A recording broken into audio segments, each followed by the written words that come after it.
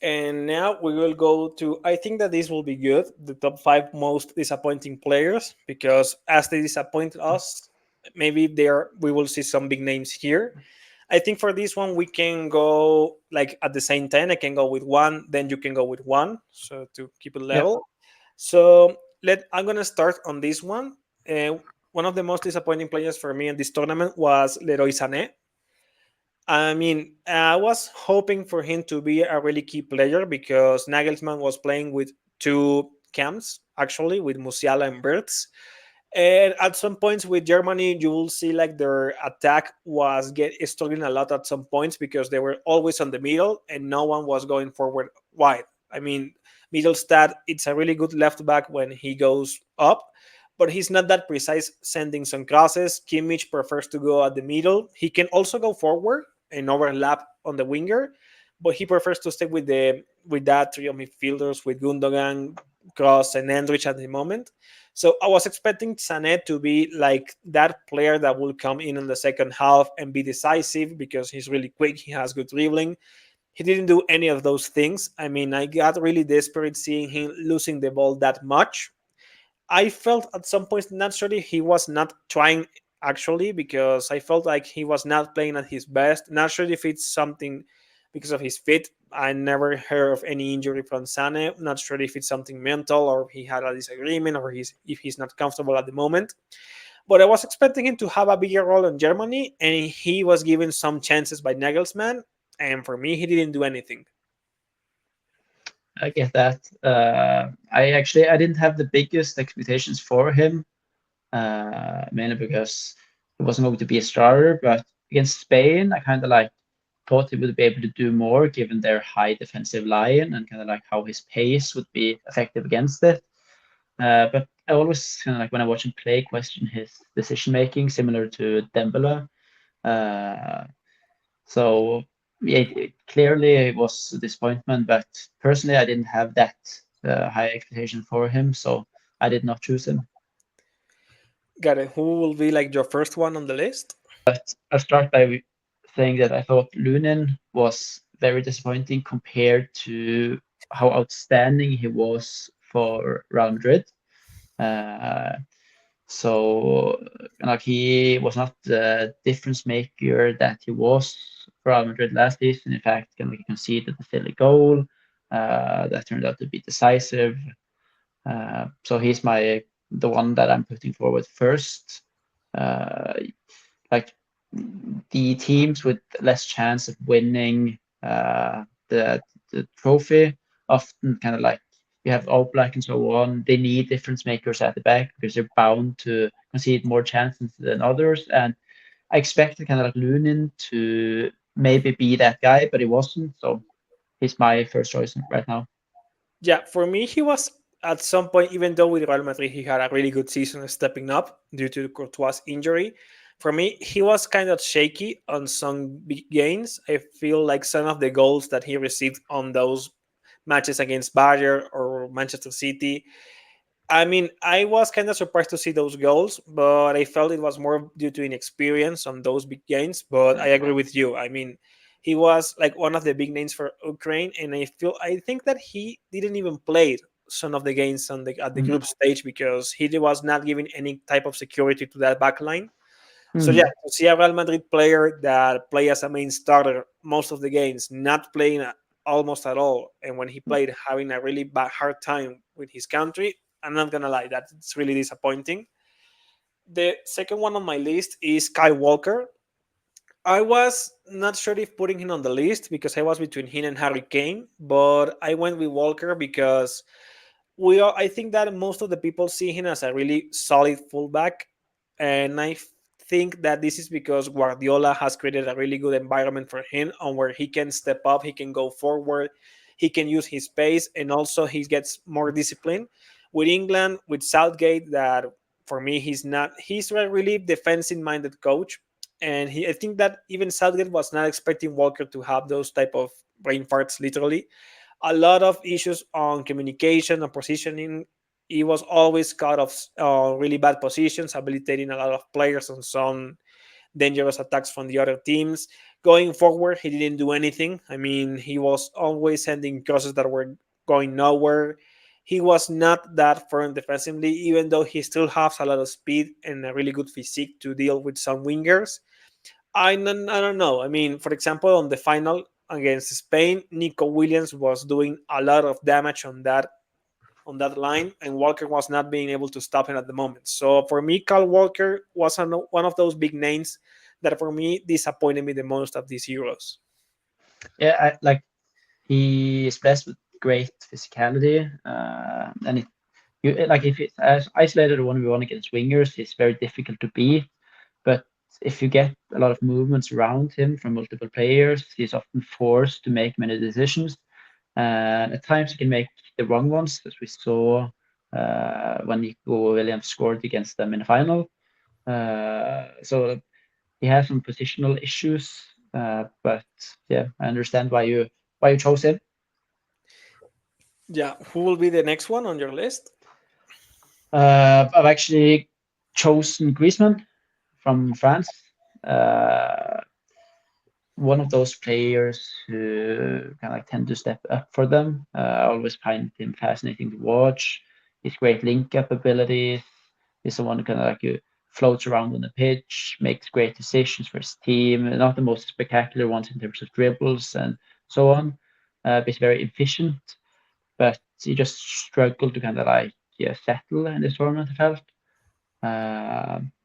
Even like he was dropped in the semifinals as well and placed on the bench. So if he performed well, Griezmann is not the player you're benching in a semifinal. So yeah, Yeah, I was also thinking of Griezmann, but I blame more the champs because at some point I was seeing their games and I don't know. I mean, the first game, I think it was a really good example of how that France could line up, but I was not agreeing with Kante and Rabiot at the midfield because they were two very similar profiles. I was expecting to have, not sure, Kante and Camavinga or Chouameni and Camavinga because Camavinga can go forward and neither can Chouameni, Kante, or Rabiot. So Griezmann had to do a lot. At some points, the champs also put him as a right winger, and he's not the yeah, same player as he was like 10 or 5 years ago. He doesn't have that much pace. And you could see that he was not comfortable, and he every time was going to the midfield and leaving that right winger side open for Kunde because he could not stay only on the right. But I agree. I mean, at the end of the day, is Griezmann is a big name. You're always expecting him to do a little bit more. And yeah, on the last few games, he was not even a starter. I mean, yeah, that talks a lot about how disappointing his Euro was. yeah. I definitely agree. It's the kind of like the system didn't benefit him at all. So uh, I think France could have taken more advantage of his qualities, but in the end, kind of like uh, I agree. You're going to blame the system for his poor performances, but at the end of the day, kind of like when you're benched in a semifinal, it just doesn't sit well. So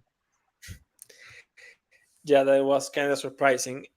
The next one, not sure if you're going to agree with me, but this is one from Liverpool. It's a Liverpool player, Virgil van Dijk. For me, I was expecting him much more. I felt that at some point it was kind of Ronald Koeman's fault because Virgil is not really fast at this moment. He relies a lot on physical conditions to go against some attackers, but it's more disciplined tactically. He has a really good positioning because he knows that at this moment, at his age, and due to that leg injury that he had, he cannot go against top players on open field. And I felt that Netherlands had to play with three center backs, with him at the middle, and then the Ligt and Nathan Ake. That is what I was expecting Netherlands to do. At the end, he still played in a normal four back line as he used to do. But for me, he never gave me any type of security. I felt that even though his aerial presence is really big and he's still really comfortable on those situations, I felt that at some points, and I'm feeling this from now on, the attackers are not like scared of him anymore. I mean, at the beginning, he had more aura, he had more presence, and I feel that from now on, and also I saw this a lot at the tournament. a lot of players were always going against him, and they were also winning a lot, due because he's slower than before, or he is overconfident. I feel with Van Dijk that he sometimes is overconfident on some plays, and that leads to a lot of errors of positioning, or maybe because he doesn't risk that much. But for me, he was kind of disappointing because you always heard him as like top three or top five center backs in the world.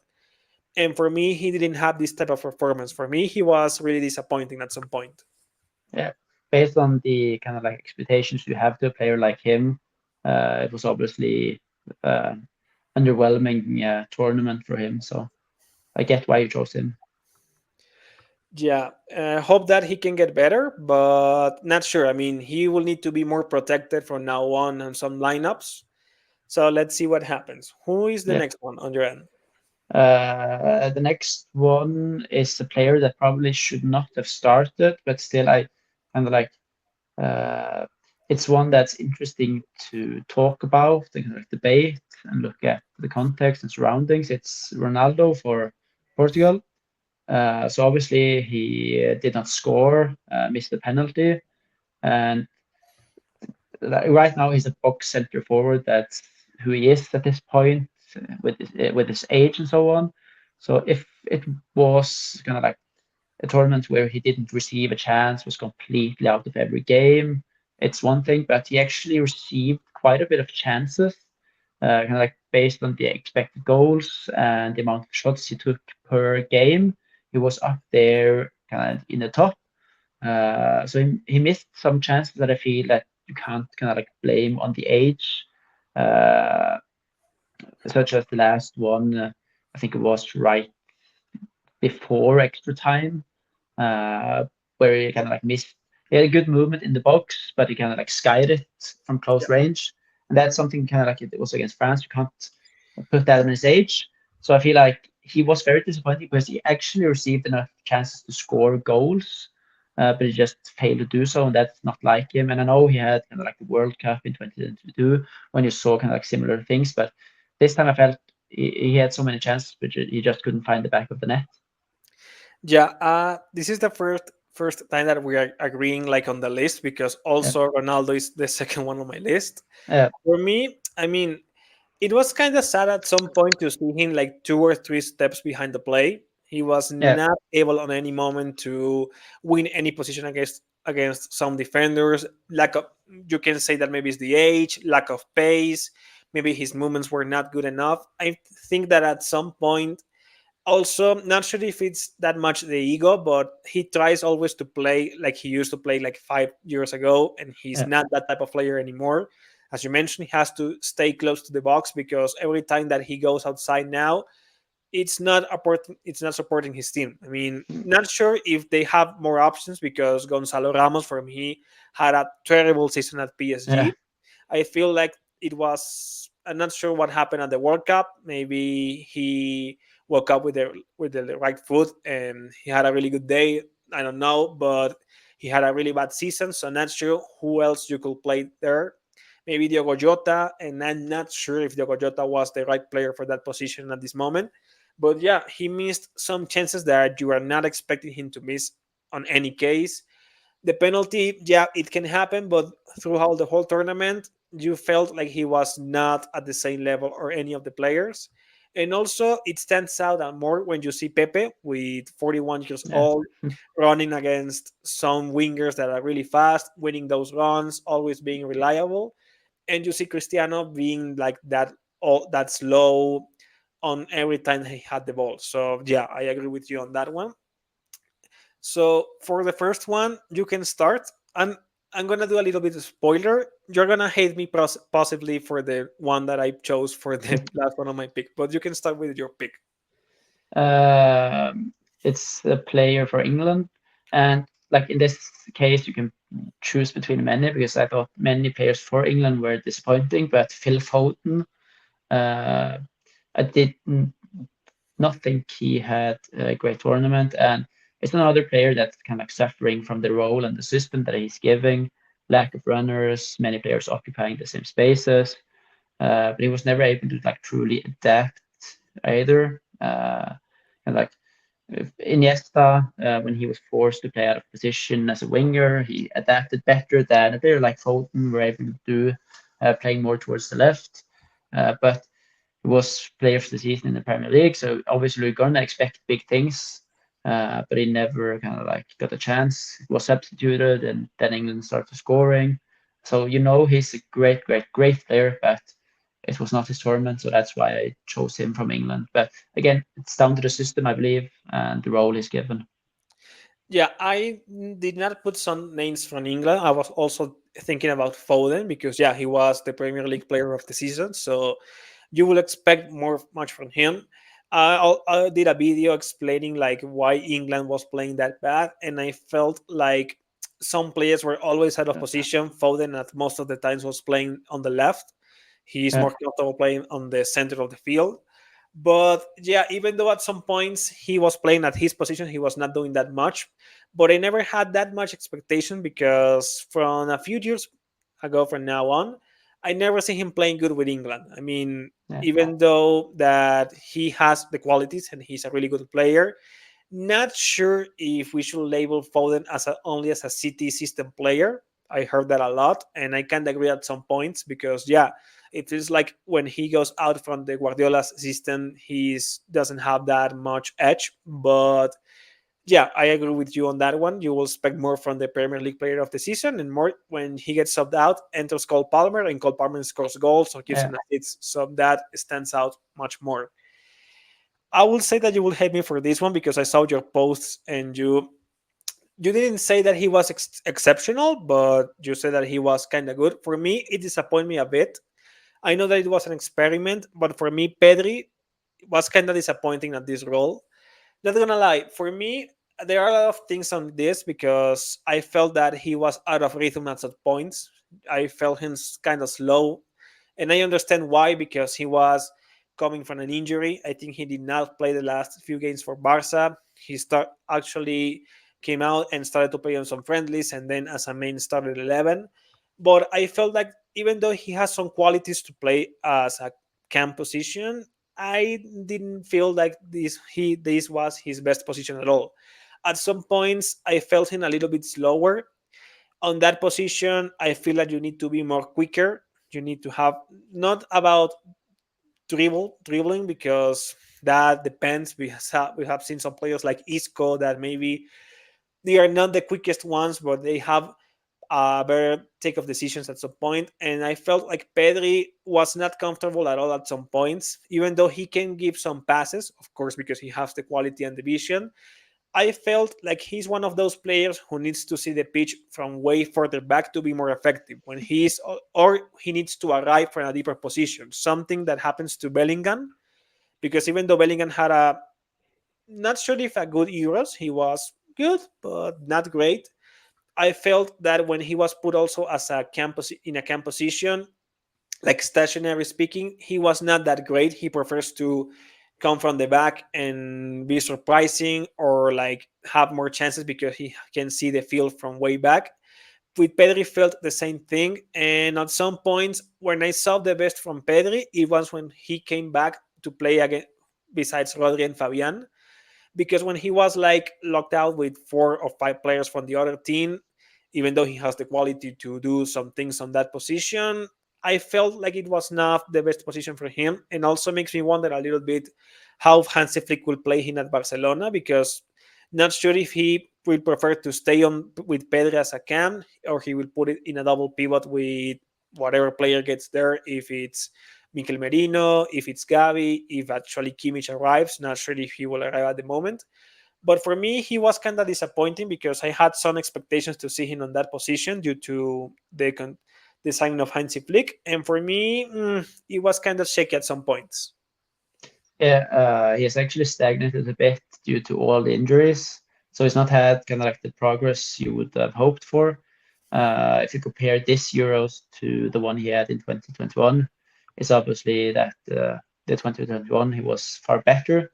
And like Pedri is the type of player who needs to see a lot of the ball, have touches, be influential, kind of like dictate play, help control the rhythm of the game. So I agree about kind of like him playing as an attacking midfielder. He was a bit isolated at times, did not see much of the ball. So that was a big issue. And he's not the quickest in the final third, but what I found kind of like interesting was his positioning, kind of like the space he chose to occupy, and how that turned out to be effective for his teammates because you could play kind of like short flicks, passes, and so on, which created a few chances for them. But I wouldn't kind of like say that he, in my opinion, it wasn't very disappointing. But I think he definitely has a much higher ceiling, and you can expect more from him. But uh, he's probably better if he's giving more freedom as an attacking midfielder, given the license to drop deeper, to receive passes. And I think that's kind of like the key. You can't restrict him like he was for Spain at times. He needs to have many touches on the ball. Yeah, I agree with you on that. I mean, at the end of the day, this was an experiment. Yeah, We cannot take off the picture that maybe if Hansi Flick prefers to keep him playing at that position, he will rise and he will have a better signing of everything. Because yeah, his positioning at some points was great. I agree with you on that. I feel that it was more like he was not 100% comfortable, but he can get comfortable. He's really young, yeah, but let's see, because it's kind of worrying the number of injuries that he's always having, and usually they are big injuries. It's like an injury for 1 or 2 weeks. So I agree that when you have a lot of injuries, it's really hard for you to settle on a team or in a position if you are new on that position. So let's see what happens yeah. there. Definitely needs more kind of like consistency over time, playing a lot of games, getting the rhythm of things. So that's going to be the key for his development. Yeah, I agree with you, Ivar. So, my guy, that's it. We finished the two top fives. I think that even though we only agree with Cristiano at some point, we had some similar opinions, but it was great. I mean, it was great to do this type of content because it's always good to do this type of tops. So let's hope that we can meet again later in the future to speak about Barcelona specifically. Let's see how they go with the signings, if they will sign a top player, or if maybe they prefer to stay with what they have and do some small signings for some specific positions. But thanks a lot, Ivor, for your time here with me, and it was a really good video for me. Yeah, thank you for having me. Hope to do this more. Got it. So you guys, as you know, like and subscribe to this. I will leave here on the link the Instagram of Ivar. You can see him as BadBarcaOpinions, not only on Instagram, also on X or Twitter if you prefer to call him Twitter. He also has a Patreon account. You can go there and take a look. He has some really good articles that you can also read. And also he has a guide about how to succeed on social media that I've been using it a lot, and it has been great. He explains a lot of things that can help you in case that you want to start on this field and you are kind of lost, because it's normal if maybe you don't have like that background, or you don't have any contact on with one of the big people that usually are on these type of stages. That guy will be a really good help for you. So that will be all for now, guys. Thank you so much for having us and to watch this video, and see you on the next one. Bye bye.